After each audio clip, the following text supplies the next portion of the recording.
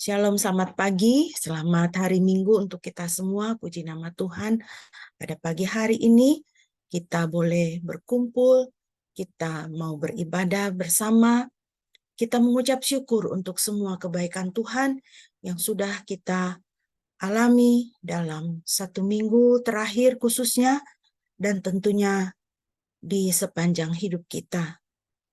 Mari kita menaikkan pujian bersama-sama dari Kidung Jemaat 405, Kaulah ya Tuhan surya hidupku.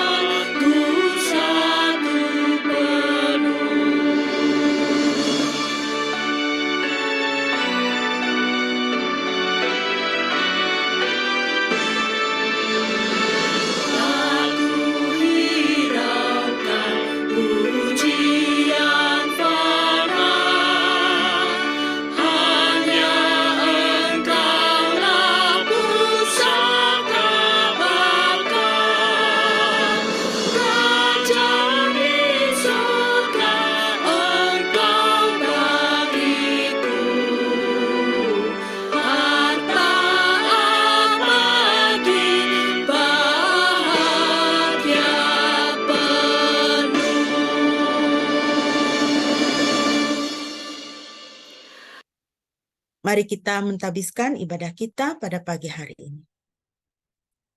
Jemaat yang dikasihi Tuhan, ibadah kita pada pagi hari ini hanya boleh jadi di dalam nama Bapa, Putra, dan Roh Kudus, Tuhan Tritunggal yang kudus. Kasih karunia-Nya menyertai kita sekalian. Haleluya.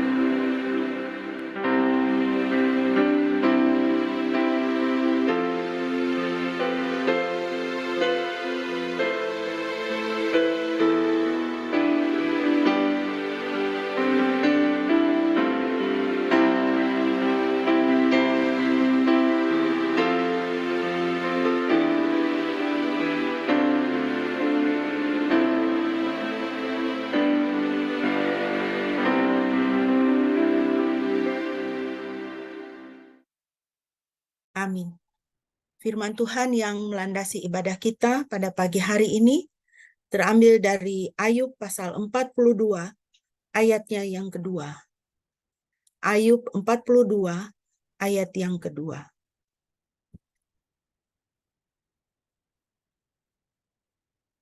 Demikian bunyi firman Tuhan. Aku mengetahui bahwa engkau dapat melakukan segala sesuatu dan tidak ada rencanamu yang gagal. Saya ulangi sekali lagi. Aku mengetahui bahwa engkau dapat melakukan segala sesuatu dan tidak ada rencanamu yang gagal. Kekasih-kekasih Tuhan, kita semua mengenal siapa Ayub. Seorang yang sangat dekat dengan Tuhan. Tetapi jika kita membaca dari pasal 1 dan hampir di sepanjang di sepanjang kitab Ayub, kita mendapati bagaimana Ayub mengalami penderitaan yang amat sangat yang diizinkan oleh Tuhan. Dan kita sampai pada pasal 42 di mana Ayub mengakui di hadapan Tuhan akan otoritas dan kedaulatan Tuhan atas hidupnya. Dia mengatakan, aku mengetahui bahwa engkau dapat melakukan segala sesuatu dan tidak ada rencanamu yang gagal. Kekasih-kekasih Tuhan, jalan kehidupan kita juga bisa seperti Ayub. Sebagai anak-anak Tuhan, kita akan mengalami kehidupan yang pasang surut. Ada kalanya kita berada di gunung sukacita. Ada kalanya Tuhan mengizinkan kita berada di lembah duka cita. Semua adalah bagian dalam kehidupan kita. Tapi sebagai anak-anak Tuhan, marilah kita mengaku di hadapan Tuhan. Betapa kuasa Tuhan itulah yang besar atas hidup kita. Engkau dapat melakukan segala sesuatu. Dan tidak ada rencanamu yang gagal. Bahwa Tuhan baik. Dan semua yang Tuhan sediakan bagi kita adalah kebaikan. Mari kita menjadi orang-orang yang menyerahkan diri dan menundukkan diri di bawah kekuasaan dan kedaulatan Tuhan. Karena di dalam kedaulatan dan kekuasaan Tuhan, disitulah ada pemeliharaan Tuhan untuk kita, anak-anaknya. Mari kita meneruskan pujian kita dengan bermazmur dari Mazmur 111 ayat 1 sampai dengan ayat yang ke-6. Saya minta kesediaan Korason untuk bisa memimpin kita di dalam pembacaan Mazmur 111 ayat 1 sampai dengan ayat yang ke-6.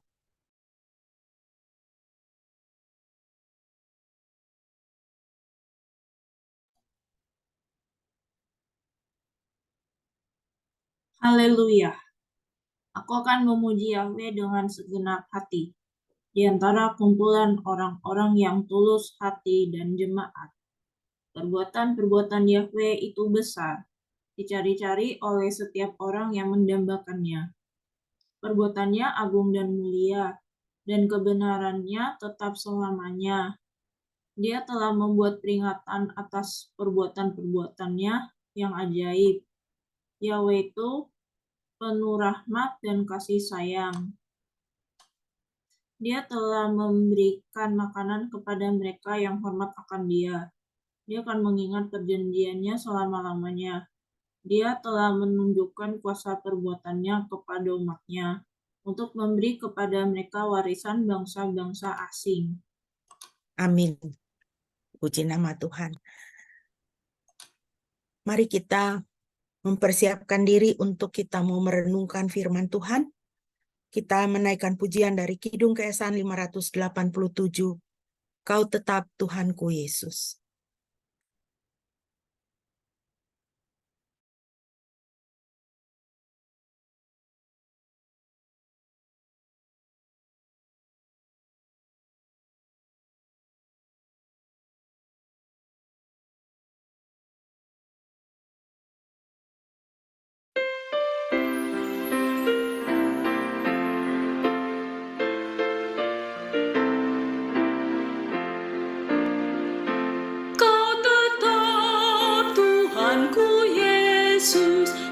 Mengisi hidupku, Kau Raja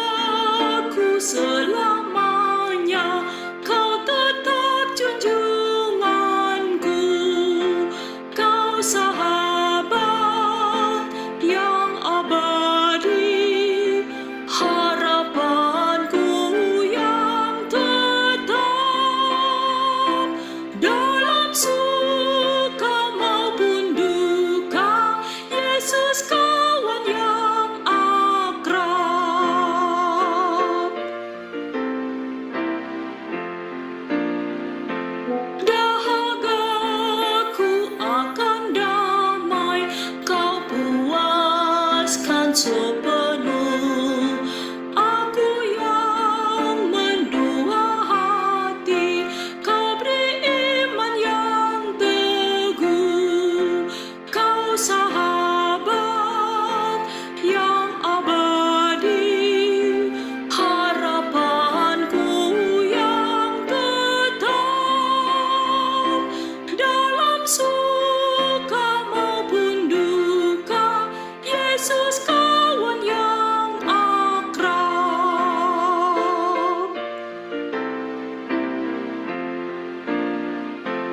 Tiada insan ku harapkan mengasihiku terus, satu saja ku andalkan, kasih Yesus penebus. Kau sahabat yang abadi, harapanku yang tetap. Dalam suka maupun duka, Yesus kawan yang akrab.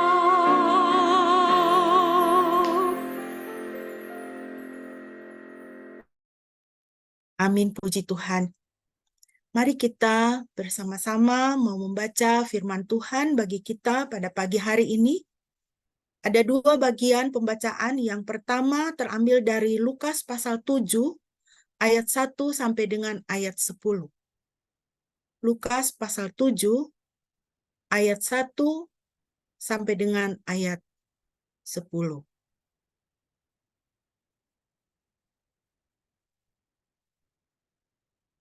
Ya, saya akan membacakan untuk kita, demikian firman Tuhan.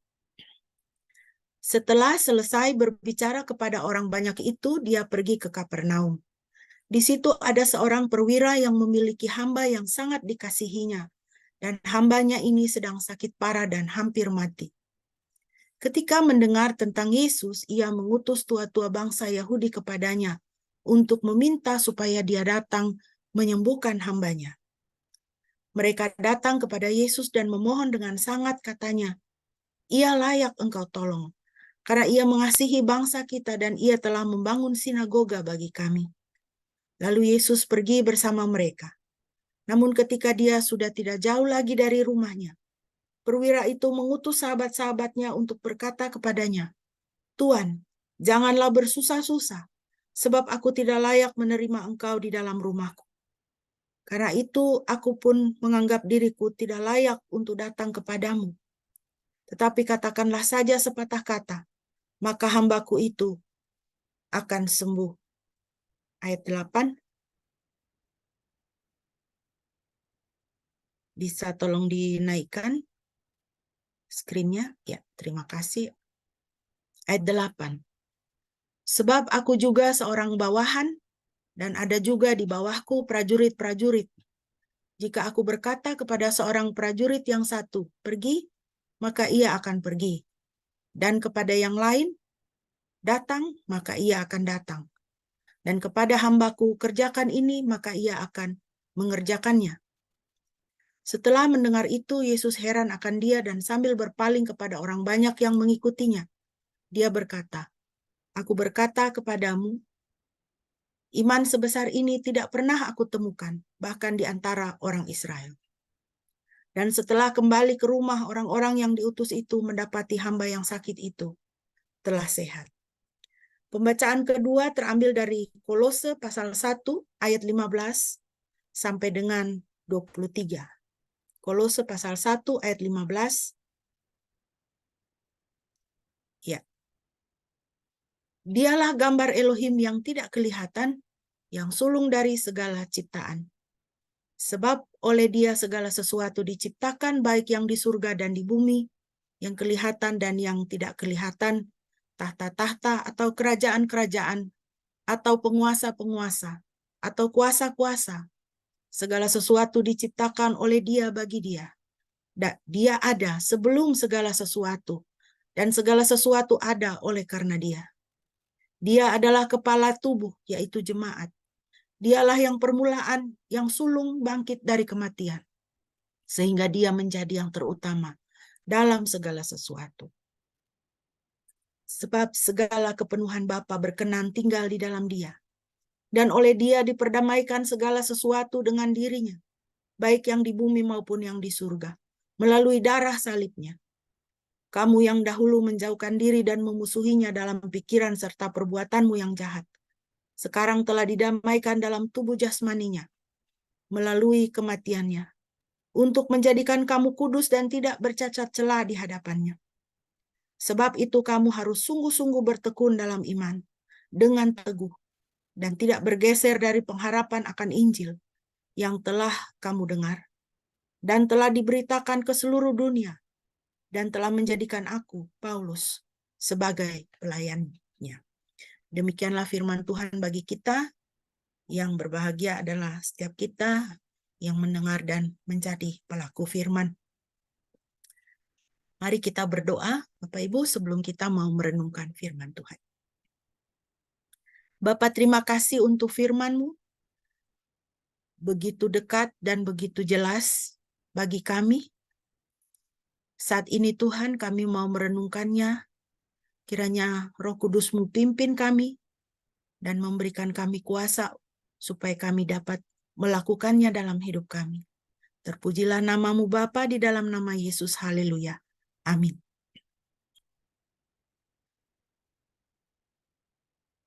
Bapak Ibu yang dikasihi Tuhan, pada hari ini saya masih akan meneruskan tema mengenai gereja. 2 minggu yang lalu kita membahas hal yang mendasar apa atau hal penting apa yang harus ada di dalam gereja. Gereja itu harus bagaimana? Harus seperti apa? Kalau saya berbicara mengenai gereja, bukan saja kita sebagai persekutuan, tetapi juga di dalam kata gereja itu terkandung pengertian kita pribadi lepas pribadi sebagai anak Tuhan. Ya. Jadi bukan berbicara mengenai denominasi atau sinode, macam-macam aliran gereja, tetapi gereja di sini adalah tubuh Kristus, kumpulan orang-orang percaya, persekutuan orang percaya, tetapi juga kita sebagai anak Tuhan pribadi lepas pribadi. Jadi tolong pengertian itu ada di dalam pikiran kita ketika saya mengucapkan kata gereja, kita sebagai gereja atau hidup kita bergereja. 2 minggu yang lalu, hal pertama yang saya sampaikan mengenai apa yang menjadi dasar, apa yang penting sekali harus ada di dalam gereja, di dalam hidup kita bergereja adalah hal kelahiran baru. Bahwa setiap anak Tuhan, setiap kita harus dilahirkan kembali dari Roh Tuhan. Jadi kita bergereja itu bukan hanya kita menjadi anggota dari suatu gereja tertentu. Nanti kalau mau pindah, ada urus surat atestasi dan sebagainya, ya. Bukan hanya bergereja secara organisasi, tetapi bergereja sebagai organisme manusianya. Jadi sebagai manusianya ini kita harus dilahirkan kembali. Karena sebagaimana yang sudah kita renungkan 2 minggu yang lalu dalam Yohanes 3 dan Yohanes 4, Tuhan Yesus mengatakan bahwa kalau kita tidak dilahirkan kembali, maka kita tidak bisa masuk ke dalam kerajaan surga. Mengapa demikian? Karena kalau kita tidak dilahirkan kembali dari Roh Tuhan, maka kita masih menjadi manusia daging. Manusia daging tidak bisa masuk ke dalam kerajaan surga. Karena nilai kerajaan surga dan nilai kedagingan itu bertentangan. Ya. Dan kalau gereja itu hanya dipenuhi dengan orang-orang yang masih dikuasai oleh kedagingan dan dosa, maka gereja hanya menjadi perkumpulan orang-orang jahat. Orang-orang yang tidak bertobat. Bertahun-tahun jadi Kristen, tetapi tetap jadi pemabok. Bertahun-tahun jadi orang Kristen, jadi anggota gereja, ya, di gereja paduan suara, di rumah pukul istri. Itu kalau gereja tidak lahir baru. Begitu. Bertahun-tahun jadi anggota gereja, tapi tetap merokok. Bertahun-tahun jadi anggota gereja, tapi tidak cinta Tuhan. Tidak cinta Tuhan. Tidak suka baca Alkitab, tidak mengerti perkara-perkara rohani. Sehingga gereja hanya menjadi perkumpulan kegiatan sosial, keagamaan, yang tidak ada hubungannya dengan kerajaan surga. Dan itu sangat mengerikan Bapak Ibu yang dikasihi Tuhan, karena apa? Tuhan Yesus bilang di akhir zaman ketika dia datang, orang-orang ini mengatakan, kami menyembuhkan orang demi namamu. Kami bernubuat demi namamu. Kami melakukan kebaikan demi namamu. Kami melakukan ini itu demi namamu. Tapi Tuhan bilang apa? Saya tidak kenal kalian. Saudara, ngeri sekali kalau kita didapati Tuhan berkata seperti itu kepada kita. Oleh karena itu sangat penting. Tuhan Yesus sudah mengatakan sebelumnya, kamu harus dilahirkan kembali. Nah, Bapak Ibu yang dikasihi Tuhan, kita masih akan melanjutkan tentang dasar yang penting dalam hidup kita bergereja. Pada hari ini, dasar yang kedua adalah bahwa gereja harus merajakan Kristus di dalam hidup. Kita hidup bergereja itu harus merajakan Kristus. Kristus harus ditinggikan, harus jadi raja di dalam hidup kita. Bukan yang lain. Itulah tema kita pada pagi hari ini, Bapak Ibu. Rajakanlah Kristus dalam hidupmu. Bapak Ibu yang dikasihi Tuhan, dalam pembacaan kita tadi, dalam Injil Lukas, kita bertemu dengan dua tokoh berotoritas. Yang pertama adalah Tuhan Yesus. Tuhan Yesus berotoritas. Ya. Di dalam pelayanannya di bumi, dia menunjukkan otoritasnya. Dia menyembuhkan orang sakit. Dia membangkitkan orang mati.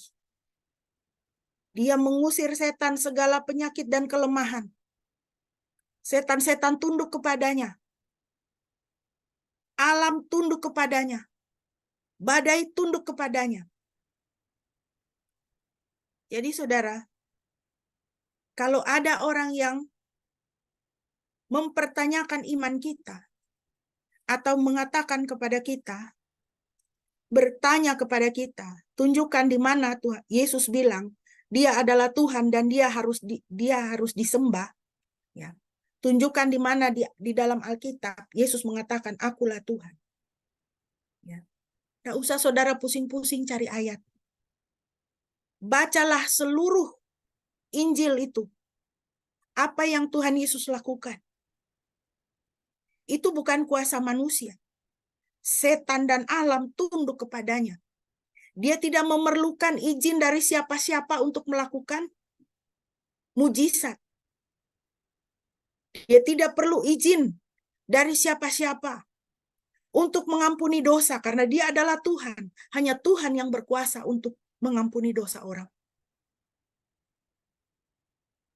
Dia tidak perlu izin. Dia tidak perlu minta kuasa dari mana-mana untuk meredakan angin sakal, topan badai. Tidak perlu. Karena dia adalah the master of the universe. Dia adalah penguasa alam semesta ini. Alam semesta ini diciptakan oleh Dia. Dia adalah Sang Firman. Elohim menciptakan alam semesta ini dengan berfirman. Maka alam semesta ini tunduk kepada firman. Dan Yesus adalah Sang Firman. Itu sendiri. Yesus menunjukkan keilahiannya dengan otoritasnya, dengan kuasanya. Tokoh otoritas yang kedua yang kita lihat di dalam teks kita adalah seorang perwira Romawi. Di dalam bahasa Inggrisnya itu dikatakan itu centurion, ya, seorang centurion. Seorang centurion ini adalah seorang komandan yang memiliki 100 orang prajurit. Dan di atas dia masih ada komandannya lagi. Kita membaca tadi di Injil Lukas bahwa dia adalah seorang perwira, dia seorang komandan. Kalau dia memerintahkan apa kepada anak buahnya, dia suruh anak buahnya pergi, anak buahnya pergi. Dia suruh anak buahnya datang, anak buahnya datang. Jadi kita lihat di sini, tokoh otoritas yang kedua, yaitu perwira Romawi ini. Dia berotoritas di dalam kemiliteran, di dalam kekaisaran Roma pada waktu itu. Dan kita lihat di dalam teks yang kita baca, bagaimana perwira Roma ini, centurion ini, sebagai orang yang commanding officer gitu ya, seorang komandan, seorang yang berotoritas, dia tunduk kepada Tuhan Yesus Kristus. Dia tunduk kepada otoritas ilahi. Dia tidak segan-segan menanggalkan kepemimpinannya. Dia tidak segan-segan menanggalkan jabatannya. Dia tidak segan-segan menanggalkan kedudukannya, statusnya, kuasa yang ada di dalam tangannya. Dan dia menundukkan diri di bawah otoritas Yesus.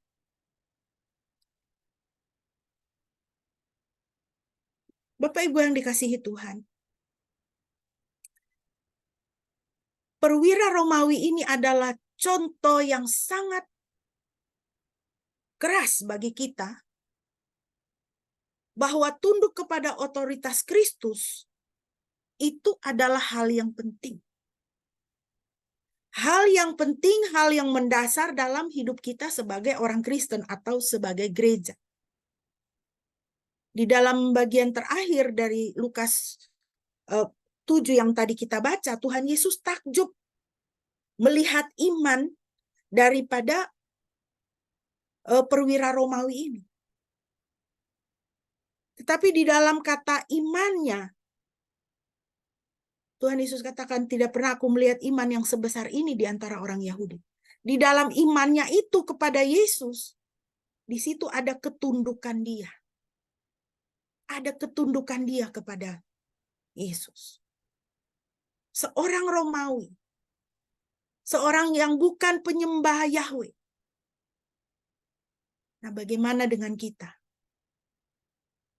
Bagaimana dengan kita sebagai anak-anak Tuhan yang penyembah Tuhan, sebagai gereja Tuhan? Sejauh mana kita dalam hidup kita pribadi maupun bergereja, kita tunduk kepada otoritas Kristus. Kita ingat satu ayat dalam Kolose 1 ayat 18, di situ firman Tuhan mengatakan, dan dia sendiri adalah kepala tubuh, yaitu gereja. Gereja adalah tubuh. Kepalanya siapa? Kristus.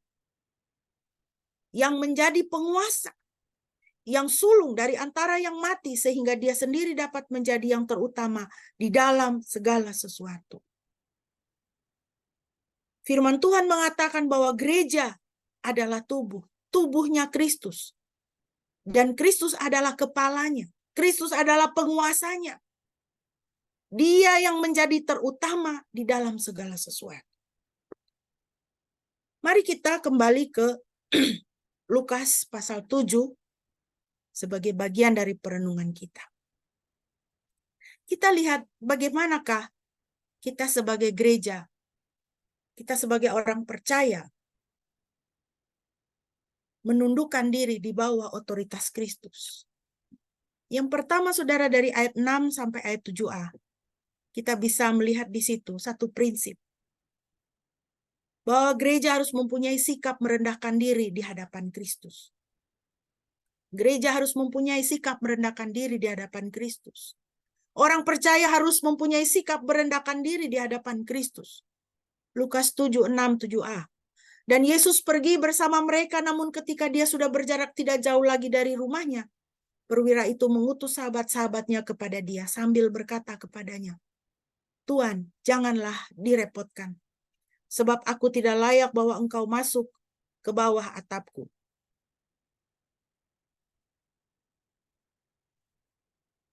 Karena itu aku pun menganggap diriku tidak layak untuk datang kepadamu."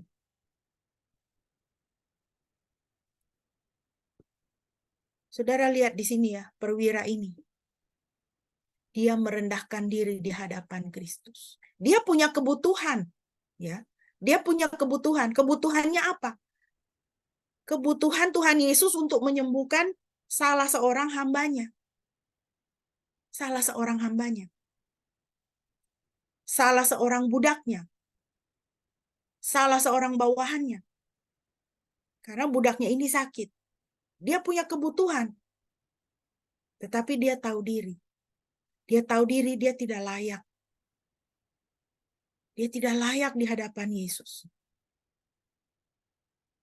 Dia merendahkan diri. Walaupun dia seorang komandan, tapi dia tahu bahwa Yesus itu lebih besar dari dia. Walaupun dia seorang yang berotoritas, tapi dia tahu diri. Yesus itu lebih berotoritas daripada dia. Si perwira Romawi ini adalah komandan atas 100 orang prajurit. Dari teks kita bisa lihat bahwa dia adalah seorang yang peduli kepada bawahannya. Bawahannya sakit. Hambanya ini sakit, satu orang ini. Dia peduli. Dia ingin supaya hambanya ini disembuhkan. Kemungkinan sakit parah juga. Ya, bisa jadi. Sehingga perwira Roma ini berpikir, ini tidak bisa. Ini hanya Yesus dari Nazaret itu yang bisa menyembuhkan hambanya saya ini. Nampaknya dia adalah seorang yang berhati baik. Dan pada ayat selanjutnya, dalam ayat 4 dan 5, kita lihat bahwa dia adalah orang yang sangat dihormati oleh orang Yahudi. Bahkan disaksikan bahwa dia ada membangun sinagoga untuk orang Yahudi, tempat ibadah untuk orang Yahudi. Dan dia adalah seorang yang rendah hati. Ayat 6, aku tidak layak engkau masuk ke bawah atapku. Kalau kita lihat di dalam Kisah Rasul pasal 10 ayat 28, di situ kita bisa melihat bahwa dia itu tahu diri. Bahwa dia bukan orang Yahudi. Ya. Dalam Kisah Rasul 10 ayat 28 itu tidak layak, tidak pantas. Orang yang bukan Yahudi itu suruh-suruh orang Yahudi datang ke rumahnya. Itu tidak bisa. Ya. Jadi dia tahu diri. Dia orang yang berkedudukan, tetapi dia tidak sombong. Dia tidak sombong. Dia tidak menaruh identitas dirinya pada kedudukannya. Dia tidak menaruh identitas dirinya pada status yang ada pada dirinya. Dia tidak menaruh identitas dirinya pada kekuasaannya atas 100 orang prajurit. Tidak. Dia tahu diri dia siapa. Oleh karena itu, dia bisa merendahkan diri di hadapan Kristus. Sebagai perbandingan Bapak Ibu, orang yang tidak rendah hati di hadapan Kristus. Bagaimana kita bisa lihat orang yang rendah hati, orang yang tidak rendah hati di hadapan Kristus? Marah-marah sama Tuhan, sakit hati sama Tuhan, ya kan? Ada orang Kristen yang seperti ini? Ada. Minta ini itu sama Tuhan, lambat dikasih, berhenti berdoa. Ya kan?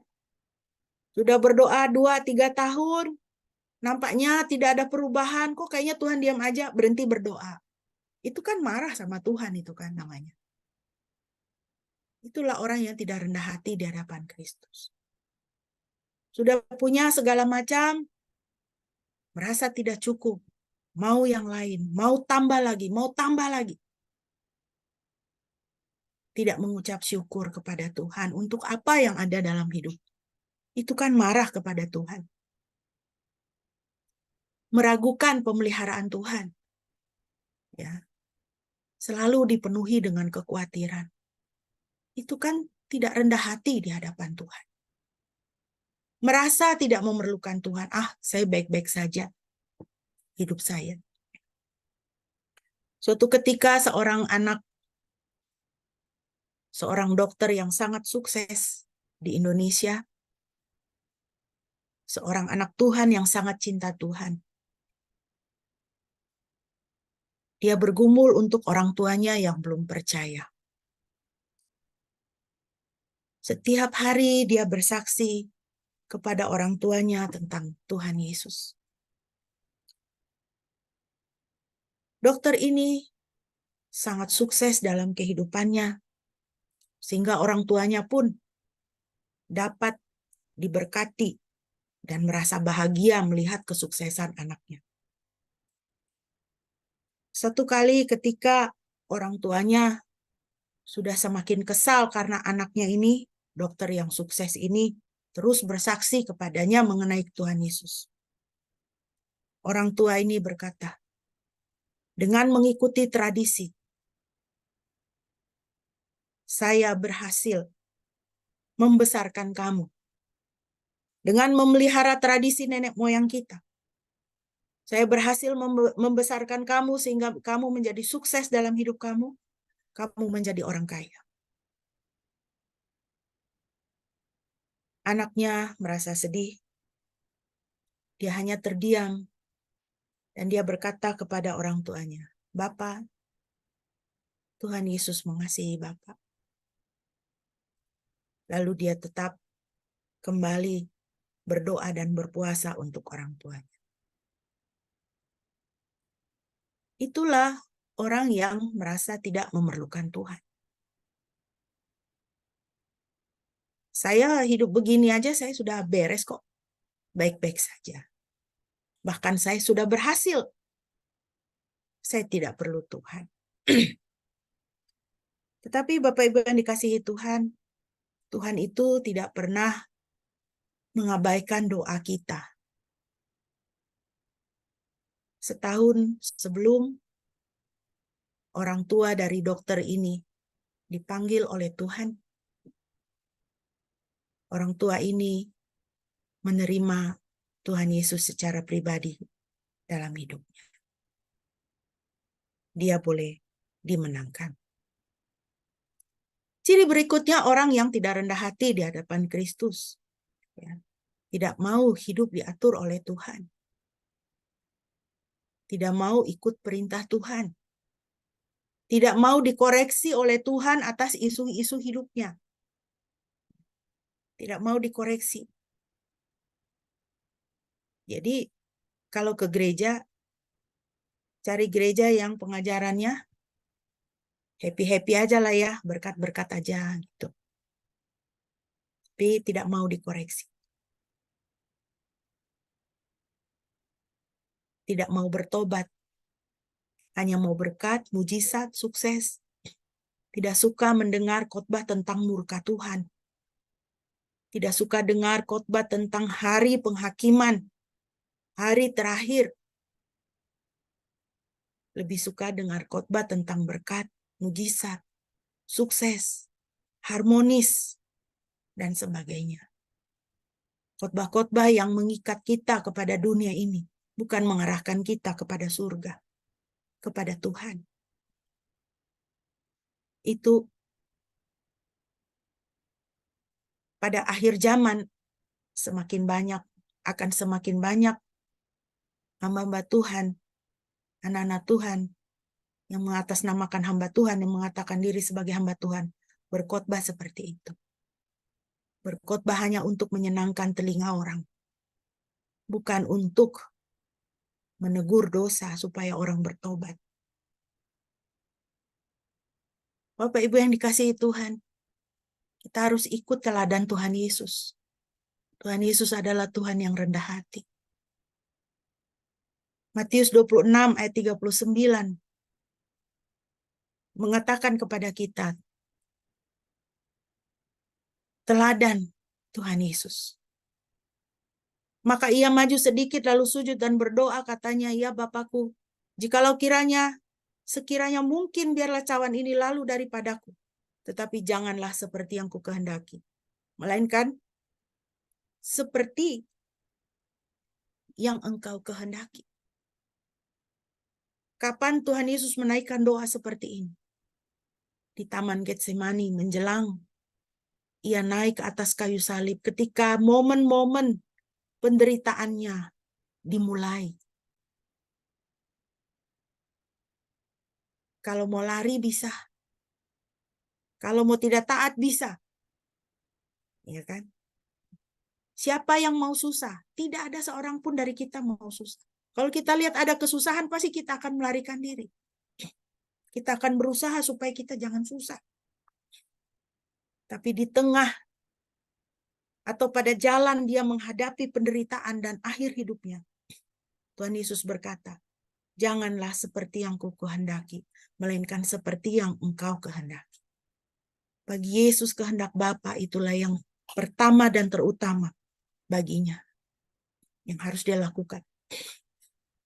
Kiranya kita menjadi anak-anak Tuhan, orang-orang Kristen, orang-orang gereja yang berkata seperti itu kepada Tuhan. Jangan seperti yang kukehendaki, melainkan seperti yang Engkau kehendaki, Bapa. Kalau jalan yang harus saya lalui ini adalah jalan yang sulit, yang saya tidak senang, jalan yang tidak nyaman, tapi ini adalah jalan yang Engkau kehendaki, Tuhan, saya jalani.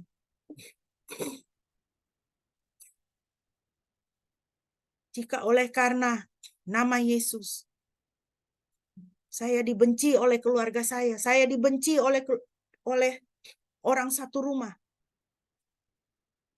ini adalah kehendak-Mu Tuhan, saya jalani. Jangan keluarkan saya dari penderitaan ini.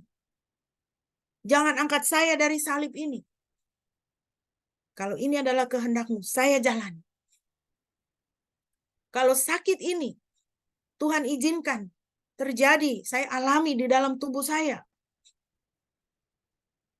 dan Tuhan tidak akan menyembuhkan tubuh fisik saya, tapi Tuhan akan menyembuhkan saya di surga, maka saya akan menjalani. Jadilah seperti yang Engkau kehendaki. Kalau kita berdoa seperti itu, menyerah kepada Tuhan, kita tidak menjadi orang Kristen yang bingung, ya kan? Banyak orang itu, kita jadi orang Kristen bingung. Ya, kita jadi orang Kristen bingung karena kita tidak ikut kehendak Bapa. Ketika kita sakit, ketika kita susah, kita sibuk cari alternatif lah, cari ini, cari segala macam. Yang bukan kehendak Tuhan.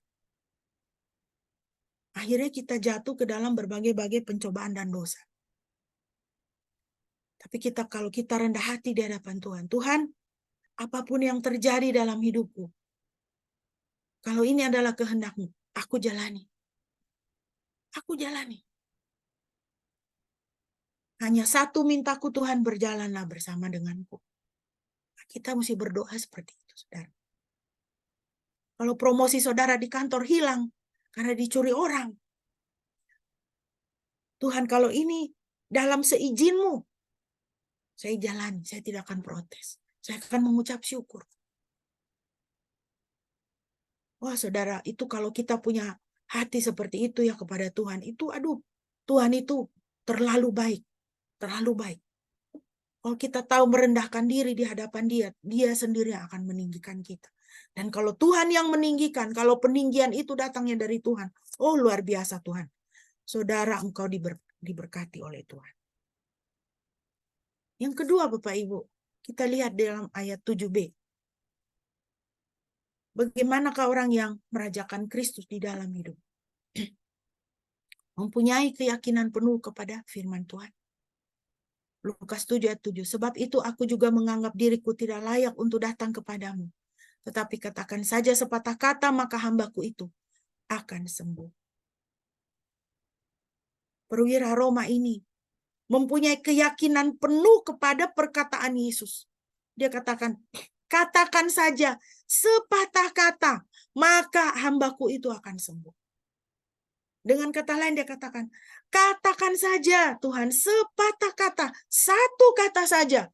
Maka saya yakin, saya tidak ragu-ragu, saya tidak bimbang, hambaku itu akan sembuh.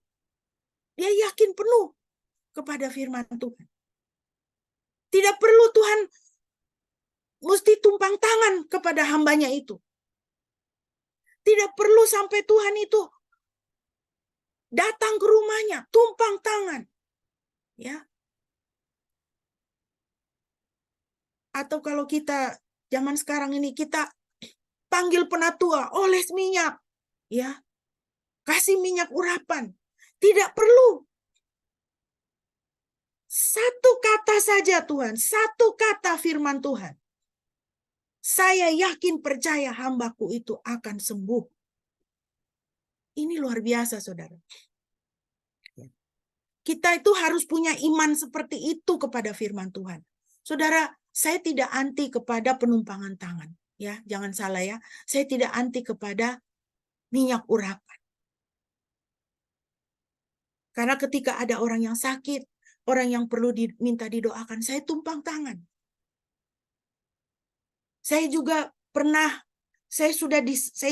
sembuh dengan doa dan minyak urapan. Saya tahun 2002, Desember 2002, ketika saya lagi seneng-senengnya ngejus, saudara ya, jus wortel, tomat, nanas. Wah, lagi seneng-senengnya hidup sehat. Saya justru kena alergi, saudara. Satu badan saya merah-merah, bentol-bentol sampai bengkak. Saya ke dokter. Dites alergi. Waduh, alergi segala macam. Dari hasil tes itu. Alergi debu, ya, bulu ayam, bulu kucing, rumput, coklat, sarden, keju, ayam, donat, ya, tepung-tepungan, kue tart, apa segala macam gitu ya. Pokoknya banyak sekali, saudara. Sampai saya pikir, ya Tuhan, saya mesti makan apa? Makan wortel pun harus direbus dulu. Nggak boleh makan mentah, nanas nggak boleh, tomat juga nggak boleh. Saya sampai bingung waktu itu. Lalu waktu itu saya SMS mama saya bilang, "Mah, apakah di dalam keluarga kita ini ada sejarahnya alergi?" Karena saya tidak pernah lihat pun satu anggota keluarga kami yang alergi. Seperti ini. Begitu. Saya pun baru kali itu. Lalu ibu saya cuma bilang begini, SMS bilang gini, Tuhan menaruh engkau sempurna di dalam rahimku. Jadi kalau ada sesuatu yang salah, kau tanya sama Tuhan. Jadi saya berdoa kepada Tuhan. Saya berdoa, Tuhan. Terus ibu saya bilang, ambil minyak zaitun.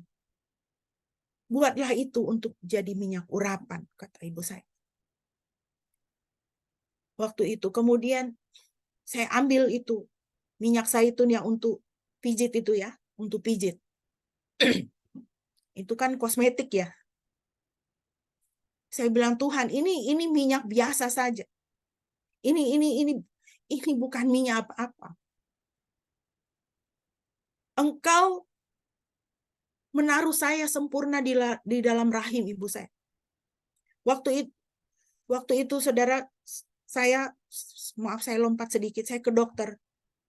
Waktu itu kami tidak punya cukup uang untuk bayar dokter. Jadi saya tebus obat itu hanya separuh resep. Separuh resep aja itu 500.000. Itu tahun 2002, saudara. Lalu dokter bilang, nanti 2 minggu lagi balik lagi ya. Dari farmasi bilang, 2 minggu lagi ibu balik lagi ya untuk tebus separuhnya. Oh iya, saya bilang.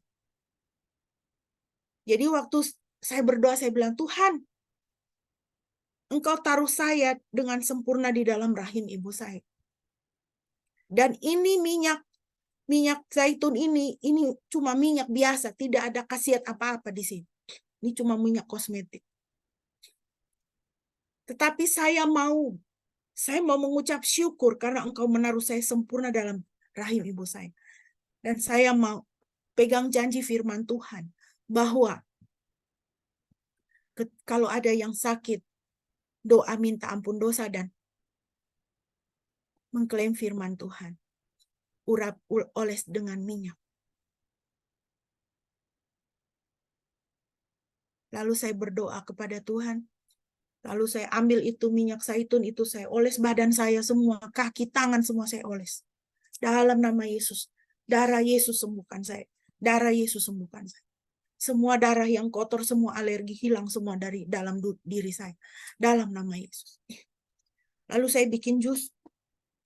1 gelas. Tomat, wortel, nanas 1 gelas. Saya minum 1-2 teguk, tidak terjadi sesuatu. Saya tunggu lagi. Saya minum lagi. Saya minum lagi setengah habis. Tidak terjadi apa-apa. Saya tunggu lagi. Saya minum lagi sampai habis. Saya tunggu lagi. Tidak terjadi apa-apa. Saudara, hari itu juga saya disembuhkan. Sampai hari ini saya tidak ada alergi lagi. Seperti itu. Dan saya tidak kembali ke dokter untuk menebus setengah resep itu lagi. Saya percaya. Saya tidak anti mujizat. Saya tidak anti minyak urapan. Tapi minyak urapan yang benar ya, jangan jual beli begitu. Ya macam-macam lah orang bikin. Tetapi saudara, iman kita itu pertama-tama dan yang utama harus diletakkan kepada apa? Firman Tuhan. Seperti kata perwira ini, sepatah kata saja Tuhan engkau ucapkan. Aku yakin, hambaku itu akan sembuh. Aku yakin. Kalau tidak ada minyak urapan, kalau tidak ada penatua, kalau tidak ada pendeta, di tangan saudara cuma ada Alkitab, saudara baca Alkitab, ya dan amin firman Tuhan. Tuhan ini sudah cukup. Aku akan sembuh. Itu keyakinan penuh kepada firman Tuhan. Kita harus memiliki iman yang seperti itu. Masalahnya orang Kristen, saudara. Orang Kristen ini percaya, masih banyak yang percaya kepada mitos dan tahayul. Ini repot, saudara. Bukan percaya kepada firman Tuhan, percaya kepada mitos dan tahayul. Tadi malam mimpi gigi copot. Aduh, kayaknya ada yang meninggal deh ini ya. Itu, iya kan? Tadi malam mimpi sendal hilang. Aduh, siapa yang mati ini hari? Kayaknya ada yang sebentar lagi mau terima kabar duka ini. Kalau telapak tangannya gatal, aduh, kayaknya sebentar nih saya mau dapat uang banyak. Haleluya, lagi gitu ngomongnya gitu kan. Lebih percaya tangannya gatal tuh mau dapat duit. Macam-macam kita bisa menemukan, saudara. Ya. Kenapa? Karena pola pikir kita ini belum ditundukkan kepada kebenaran firman Tuhan. Pikiran kita ini belum tunduk kepada firman Tuhan. Masalah orang Kristen tuh masih pelihara kekhawatiran. Ya, masih pelihara kekhawatiran. Aduh, gimana ya? Aduh, nanti gimana ya gitu. Tapi tidak tunduk kepada firman Tuhan. Lebih percaya kepada kekhawatiran daripada firman Tuhan. Lebih takut pada kenyataan daripada kebenaran firman Tuhan. Kenyataannya sekarang apa? Saya sakit. Tapi itu yang dipegang. Yang dipegang kenyataan, bukan kebenaran firman Tuhan. Saya sangat diberkati dengan kesaksian pendeta Billy Lantang yang Tuhan sembuhkan dari kanker ya, dari kanker. Ketika dia divonis, dia menderita kanker. Dia pulang, saya nonton video kesaksiannya, dia pulang. Dia baca firman Tuhan. Dan firman Tuhan berbicara kepadanya. Lalu dia katakan, sama istrinya, mah aku nih sakit, aku ini kenyataan ya, iya. Tapi firman Tuhan ini kebenaran ya, iya firman Tuhan kebenaran. Lalu dia perkatakan apa? Kebenaran di atas kenyataan. Kebenaran di atas kenyataan. Kenyataannya saya sakit.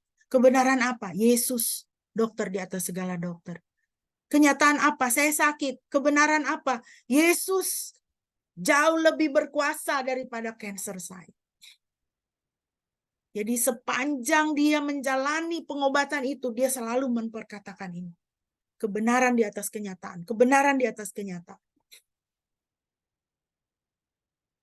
Kenyataan kita sekarang ini apa, saudara? Kita sulitkah di dalam pekerjaan? Di dalam keluarga banyak masalah? Kita sendiri punya masalah? Usaha nggak lancar? Nggak maju-maju? Itu namanya kenyataan, iya kan? Nggak bisa kita menghindari kenyataan. Oh, memang kenyataannya terjadinya begitu. Kan? Tetapi jangan berhenti pada kenyataan. Karena di atas kenyataan itu ada kebenaran firman Tuhan. Kebenaran firman Tuhan adalah apa? Bapa di surga memelihara hidup saya.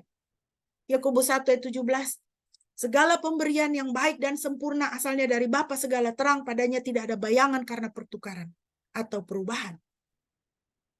Kenyataan yang saya alami tidak baik, tapi Bapa surga itu baik dan dia kasih saya yang baik, yang sempurna. Kebenaran di atas kenyataan. Kita orang Kristen harus seperti itu, saudara. Lebih percaya kepada firman Tuhan. Menaruh hidup kita pada firman Tuhan. Atas dasar firman Tuhan. Dalam ayat-ayat berikut adalah peringatan bagi kita, Bapak Ibu. Perihal akhir zaman. Tetapi 1 Timotius 4, 1, 3, dan 4. Tetapi Roh dengan tegas mengatakan bahwa di waktu-waktu kemudian ada orang yang akan murtad lalu mengikuti roh-roh penyesat dan ajaran setan-setan. 3 dan 4, karena akan datang waktunya orang tidak dapat lagi menerima ajaran sehat, tetapi mereka akan mengumpulkan guru-guru menurut kehendaknya untuk memuaskan keinginan telinganya. Mereka akan memalingkan telinganya dari kebenaran dan membukanya bagi dongeng. Nah ini. 1 Petrus 1 ayat 13. Sebab itu siapkanlah akal budimu dan waspadalah dan letakkanlah pengharapanmu seluruhnya atas kasih karunia yang dianugerahkan kepadamu pada waktu penyataan Yesus Kristus. Pada akhir zaman, saudara, firman Tuhan katakan, Roh dengan tegas akan mengatakan. Roh akan mengatakan kepada kita. Roh Kudus akan menyingkapkan kepada kita. Bahwa akan ada orang-orang yang murtad dan mengikuti roh-roh penyesat ajaran setan-setan. Pada akhir zaman, ajaran setan-setan, ajaran penyesat-penyesat akan muncul dan banyak. Ajaran tidak sehat akan muncul dan banyak. Ajaran dongeng-dongeng akan muncul dan banyak. Roh dengan tegas mengatakan. Dan orang-orang akan memalingkan telinganya kepada dongeng, kepada ajaran setan-setan, kepada ajaran yang sesat-sesat, dan bukan kepada firman Tuhan. Oleh karena itu, kita diingatkan, siapkanlah akal budimu, waspadalah. Waspadalah. Ya. Jadi orang Kristen jangan slow ya. Jangan kasih slow. Ya kan? Tidak bisa. Kita harus semakin dekat kepada firman Tuhan. Semakin tunduk, semakin berpegang kepada firman Tuhan. Makanya kenali Alkitabmu. Baca Alkitabmu. Supaya engkau tahu firman Tuhan. Pikiran kita harus ditaklukkan kepada Kristus. 2 Korintus 10:35. Sebab sekalipun hidup di dalam daging, kami tidak berperang secara daging. Sebab senjata peperangan kami bukanlah kedagingan, melainkan kuasa di dalam Elohim untuk penghancuran benteng-benteng. Untuk meruntuhkan pemikiran-pemikiran dan setiap tempat tinggi yang diangkat melawan pengetahuan akan Elohim. dan untuk menawan setiap akal ke dalam ketaatan Kristus. Firman Tuhan ingatkan kita, ini kita punya pikiran, kita punya akal ini harus ditaklukkan, ditawan ke dalam ketaatan Kristus. Pikiran saya harus taat kepada Kristus. Tidak boleh taat kepada yang lain-lain. Tidak boleh taat kepada mitos, kepada tahayul, ajaran setan-setan. Harus taat kepada firman Tuhan, taat kepada Kristus. Yang kedua, pikiran kita itu harus ditransformasi oleh Roh Kudus. Roma 12 ayat 2. Dan janganlah kamu menjadi serupa dengan zaman ini, tetapi biarlah kamu diubah oleh pembaruan pikiranmu, agar kamu membuktikan apa itu kehendak Elohim yang baik, yang berkenan, dan yang sempurna. Pemikiran kita harus diubah dengan firman Tuhan. Artinya apa? Kalau diubah dengan firman Tuhan apa? Berarti firman Tuhan itu harus ada di sini. Ya. Jangan kita cuma rajin baca Alkitab. Baca Alkitab sampai berjam-jam setiap hari. Sampai tidak ingat cuci piring lagi. Tidak ingat urus rumah lagi. Ya kan? Tidak ingat belajar lagi. Tidak ingat kerja. Baca Alkitab terus. Wah, hebat sekali. Tapi baca Alkitab tapi tidak ada perubahan. Ya, tidak bisa. Kita baca Alkitab supaya pikiran kita diperbaharui, supaya tindakan kita, perilaku kita itu berubah menjadi semakin kudus, semakin menyenangkan orang, semakin manis, semakin sopan, ya, semakin kudus kita itu. Jangan kita itu baca Alkitab sampai berjam-jam, tapi apa? Kita bikin sakit hati orang tua. Kita tidak mau taat, dinasehati, marah, ditegur, sensi. Waduh, bagaimana ya? Nggak bisa kita bergereja seperti itu. Ya. Orang yang rajin baca Alkitab itu akan menjadi manusia rohani, manusia yang indah, manusia yang manis. Perkataannya manis, hatinya baik, rendah hati. Ya, senyum jadi berkat. Nah itu, pembaharuan itu mulainya dari sini, dari pikiran. Pikirannya diperbaharui, lalu perbuatannya memperlihatkan pembaharuan itu. Jadi firman Tuhan itu jangan cuma dibaca aja, tapi dimasukkan ke dalam pikiran kita. Oh ya, tadi firman Tuhan bilang saya tidak boleh khawatir. Tuhan, hari ini saya tidak khawatir. Datang kabar buruk, kabar celaka, tidak khawatir. Kita mengatakan orang yang benar itu tidak takut kabar celaka. Karena apa? Karena ada Tuhan bersama dengan dia. Dia tidak dikuasai oleh kabar celaka, karena dia dikuasai oleh firman Tuhan. Hamba Tuhan Charles Stanley mengatakan, pembaharuan pikiran Anda adalah pekerjaan Roh Kudus. Tetapi Anda sendiri harus menyerahkan diri kepada Roh Kudus dan sepakat dengannya. Kita baca Alkitab, kita minta pimpinan Roh Kudus bekerjalah dalam hidup saya. Dan tunduk kepada arahan dari Roh Kudus, sepakat dengan Roh Kudus. Nah, baru kita itu akan bisa mengalami perubahan. Yang ketiga terakhir, ayat 7 dan 8. Bagaimanakah orang yang merajakan Kristus di dalam hidupnya? Mengakui otoritas Kristus atas dirinya. Lukas 7 ayat 7-8. Karena itu aku pun menganggap diriku tidak layak untuk datang kepadamu. Namun katakan dalam sepatah kata dan hambaku itu akan disembuhkan. Sebab aku juga adalah seorang yang ditempatkan di bawah otoritas, yang mempunyai prajurit-prajurit di bawah diriku. Dan aku berkata kepada yang ini, pergilah, maka dia akan pergi. Dan kepada yang lain, datanglah, maka ia akan datang. Dan kepada hambaku, kerjakan ini, maka dia akan mengerjakannya. Kita lihat perwira Romawi ini. Dia adalah seorang yang berotoritas. Dan dia mengatakan, saya orang yang berotoritas. Tapi saya juga ada di bawah otoritas. Jadi dia menempatkan dia di bawah otoritas Yesus. Aku tidak layak untuk datang kepadamu. Katakan saja sepatah kata. Hambaku itu pasti akan disembuhkan. Dan melihat hal ini, saudara, sikap Tuhan Yesus kepadanya. Tuhan Yesus merasa heran. Bahasa Yunaninya taumatso. marveled, amazed, takjub ya. Dan setelah mendengar hal-hal ini, Yesus merasa heran. Yesus merasa takjub. Wah, luar biasa. Yesus merasa heran akan dia dan sambil berpaling kepada kerumunan orang yang mengikuti kepadanya, dia berkata, aku berkata kepadamu, aku tidak pernah menemukan iman sebesar ini, bahkan di Israel. Tuhan Yesus takjub kepada perwira Roma ini. Di mata Tuhan, perwira Roma ini lebih beriman daripada orang Yahudi. Dia beriman kepada Tuhan. Di dalam imannya itu dia mengakui dan tunduk kepada otoritas Tuhan Yesus. Dia merendahkan diri. Orang yang beriman itu orang yang merendahkan diri kepada otoritas Tuhan.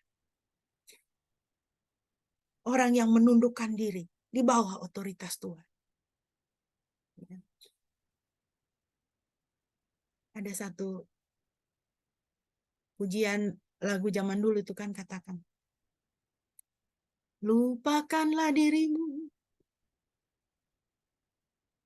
dan datang padanya, ya. Lupakan dirimu dan datang padanya. Ya. Artinya apa? Lepaskan. Lepaskan semua yang menjadi kebanggaan kita, yang ada pada kita, atribut kita, pangkat kita, kehebatan kita, kebaikan kita. Saya nggak seperti orang itu kok. Saya nggak gitu kok. Itu lepaskan. Lupakanlah dirimu, pandanglah wajahnya, dan sembah dia. Itu pujian yang mengatakan. Lupakan, tanggalkan, tunduk kepada otoritas Yesus. Dan lihat Tuhan Yesus takjub ya, Tuhan Yesus heran. Dan Tuhan Yesus meninggikan dia. Aku tidak pernah menemukan iman sebesar ini bahkan di Israel. Saudara, ketika kita menundukkan diri di bawah Yesus, kita mengakui dia, kita tunduk berserah Tuhan. Saya 0, Tuhan 100. Tuhan angkat saudara. Tuhan angkat kita, saudara. Tuhan yang angkat promosi, Tuhan yang bikin promosi buat kita. Dan kita lihat di dalam teks yang kita baca tadi kan. Komandan ini dia mendapatkan apa yang dia butuhkan. Yaitu apa? Hambanya sembuh. Hambanya sembuh. Ingat saudara, jangan sombong di hadapan Tuhan.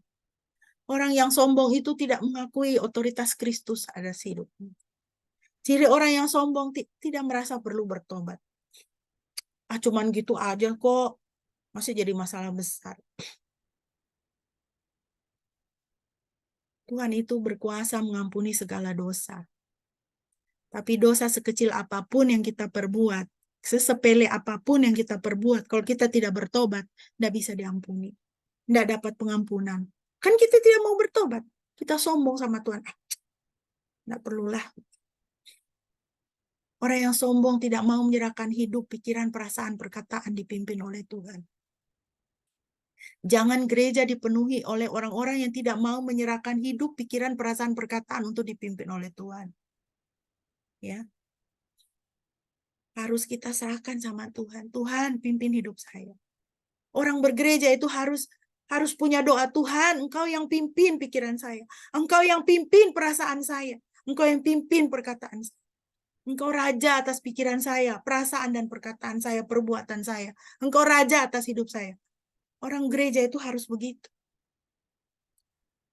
Saudara, ingat Anda menundukkan diri pada apa itu akan menguasai Anda. Kalau kita menundukkan diri pada kepahitan, kepahitan akan menguasai kita. Kalau kita menundukkan diri kepada kekhawatiran, iri hati, dengki, dendam, amarah, itu akan menguasai kita. Tapi kalau kita menundukkan diri pada Roh Kudus, menundukkan diri kepada Tuhan, Roh Kudus Tuhan akan memimpin kita. Kita akan menjadi manusia-manusia indah. Orang-orang gereja yang luar biasa. Yang dipakai Tuhan. Maka banyak jiwa akan dibawa kepada Tuhan. Filipi 3:20-21 firman Tuhan katakan. Karena kewargaan kita adalah di dalam sorga. Dan dari situ juga kita menantikan Tuhan Yesus Kristus sebagai juru selamat.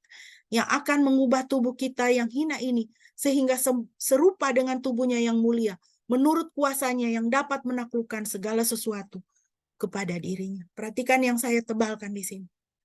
Tuhan Yesus Kristus, kuasanya dapat menaklukkan segala sesuatu kepada dirinya. Mari kita datang kepada Tuhan dan kita buat pengakuan ini. Tuhan Yesus Kristus, kuasa-Mu dapat menaklukkan segala sesuatu. Apakah kuasa sakit penyakit, kuasa hidup susah, kuasa negatif, kuasa setan. Ya. Jangan takut setan, saudara ya. Takut Tuhan. Takut Tuhan, jangan takut setan. Orang Kristen kalau masih takut setan, masih takut rumah berhantu, itu orang belum takut Tuhan. Karena orang yang takut Tuhan itu dia tidak takut setan. Dia tidak takut setan. Bukan karena dia hebat, tapi karena roh yang ada di dalam dirinya lebih besar daripada roh yang ada di dalam dunia ini. Sakit penyakit mungkin menggerogoti tubuhmu, saudara. Tapi roh yang ada di dalam dirimu jauh lebih besar dari sakit penyakit yang sedang menggerogoti tubuhmu. Di dalam rumahmu mungkin tidak ada damai sejahtera. Semua saling bertengkar. Tetapi engkau adalah terang Tuhan ditempatkan di situ. Dan roh yang ada di dalam dirimu lebih besar daripada segala badai permasalahan keluarga yang ada di dalam rumahmu.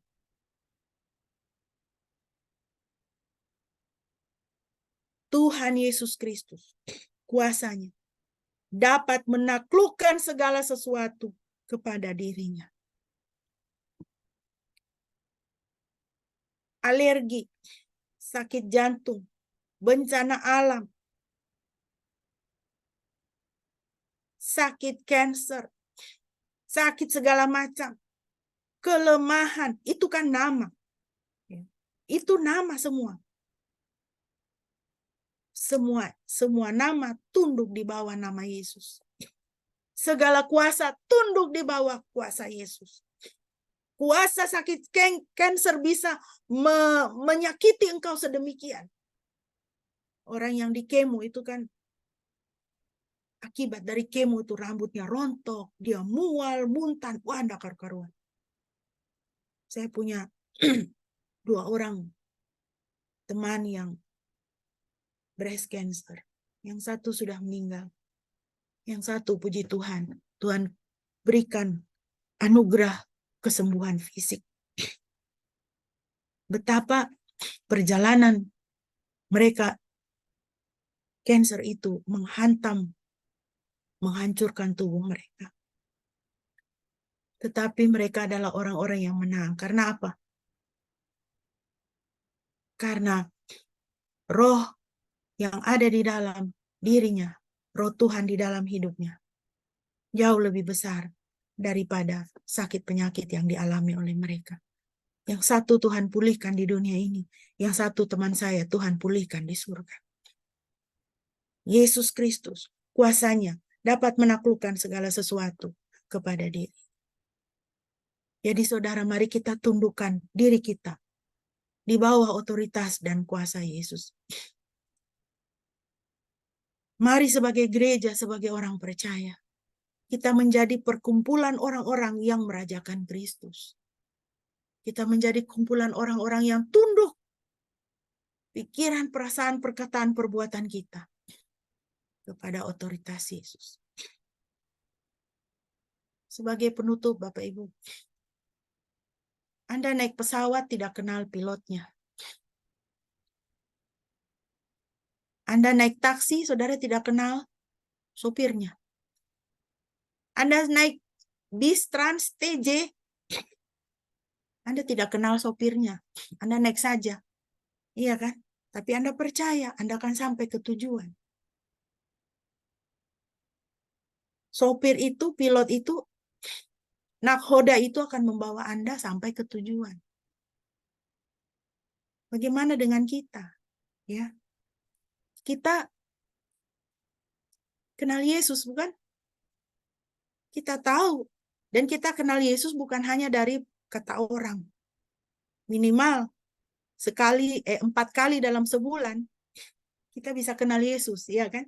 Kita ikut ibadah minggu setiap hari Minggu 4 kali dalam 1 bulan, kita bisa kenal Yesus. Kita tahu apa yang sanggup dia lakukan. Jadi saudaraku yang dikasihi Tuhan, percayakanlah hidupmu dalam otoritas dan pengaturan Tuhan Yesus. Rendahkanlah dirimu di hadapannya dan taatilah dia. Dan lihatlah bagaimana Anda akan mengalami dan mendapatkan semua kebaikan Tuhan yang Tuhan sudah sediakan bagimu.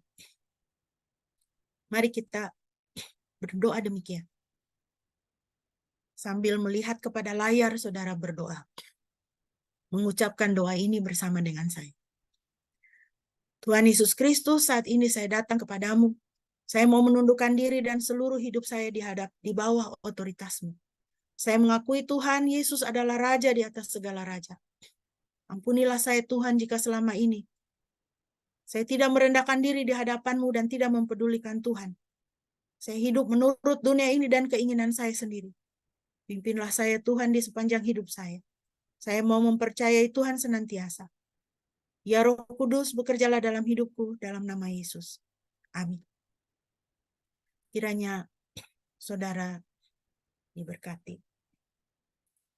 Mari kita meresponi firman Tuhan dengan kita mau menaikkan doa-doa kita. Mari kita berdoa. Tuhan, terima kasih untuk firman-Mu pada pagi hari ini. Kiranya boleh berakar, bertumbuh, dan berbuah dalam hidup kami. Kami menyerahkan diri kami ke hadapan-Mu Tuhan. Berkatilah jemaat-Mu ini. Kami juga berdoa untuk bangsa dan negara kami dalam hari-hari ini Tuhan, utamanya dalam musim panas ini, musim kekeringan ini, di mana-mana sudah terjadi kekurangan debit air, krisis air bersih, kekurangan air.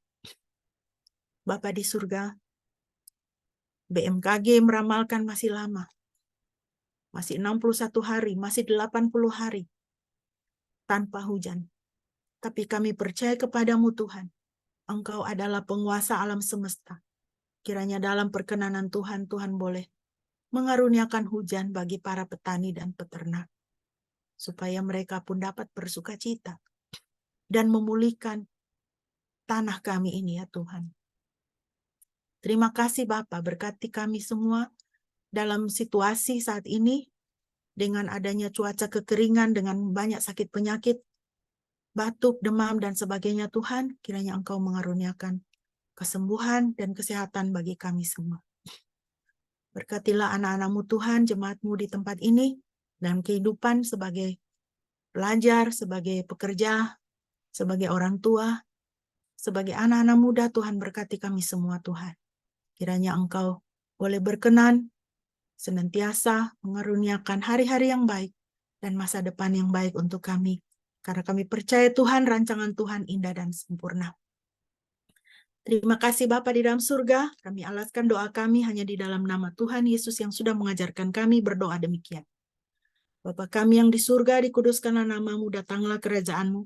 Jadilah kehendak-Mu di bumi seperti di surga. Berikanlah kami pada hari ini makanan kami yang secukupnya. Dan ampunilah kami akan kesalahan kami, seperti kami juga mengampuni orang yang bersalah kepada kami. Dan janganlah membawa kami ke dalam pencobaan, tetapi lepaskanlah kami daripada yang jahat. Karena Engkau-lah yang punya kerajaan dan kuasa dan kemuliaan sampai selama-lamanya. Amin. Saudara, mari kita bersama-sama mengucapkan pengakuan iman kita. Marilah kita berkata demikian. Aku percaya kepada Yahweh, Elohim yang Maha Kuasa, Khalik langit dan bumi. Dan kepada Yesus Kristus, Putra Bapa yang tunggal Tuhan kita, yang dikandung dari Roh Kudus, lahir dari anak darah Maria, yang menderita sengsara di bawah pemerintahan Pontius Pilatus, disalibkan, mati, dan dikuburkan. Turun ke dalam kerajaan maut. Pada hari yang ketiga bangkit pula dari antara orang mati. Naik ke surga, duduk di sebelah kanan Yahweh. Tuhan Sang Bapa yang Maha Kuasa, yang akan datang dari sana untuk menghakimi orang yang hidup dan yang mati. Aku percaya kepada Roh Kudus, gereja yang kudus dan am, persekutuan orang kudus, pengampunan dosa, kebangkitan orang mati, dan hidup yang kekal. Amin.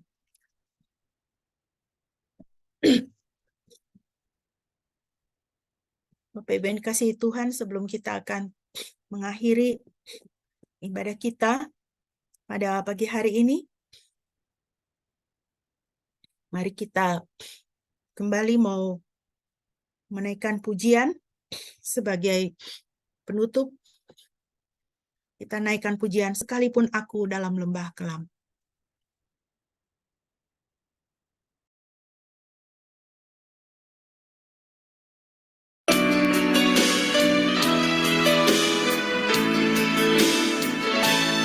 Sekalipun aku dalam lembah kelam, ku tak takut sebab Kau besertaku.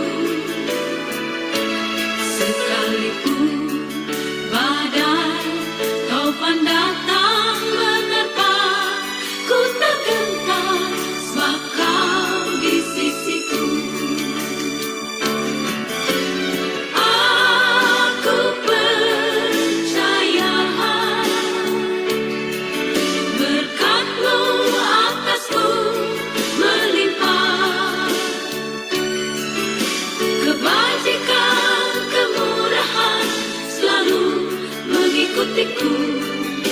Ku puji, ku sembah Kau Tuhan. Aku percaya berkat-Mu atasku melimpah, kebajikan, kemurahan selalu mengikutiku. Ku puji, ku sembah Kau Tuhan.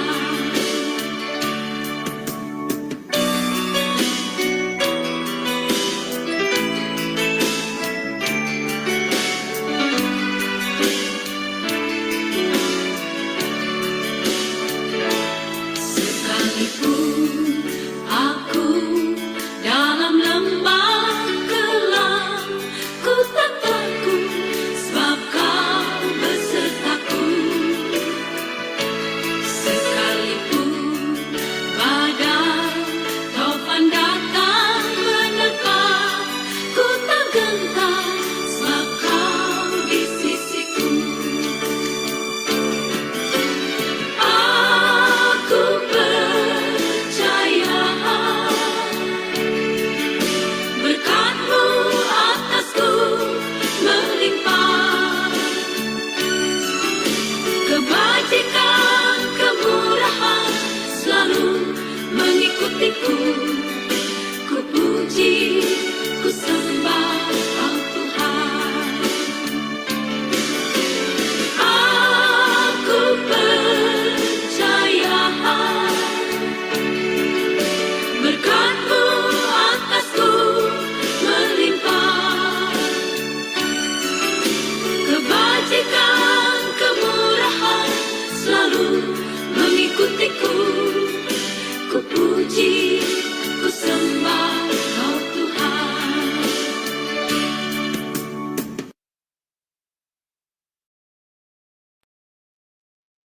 Amin, puji nama Tuhan.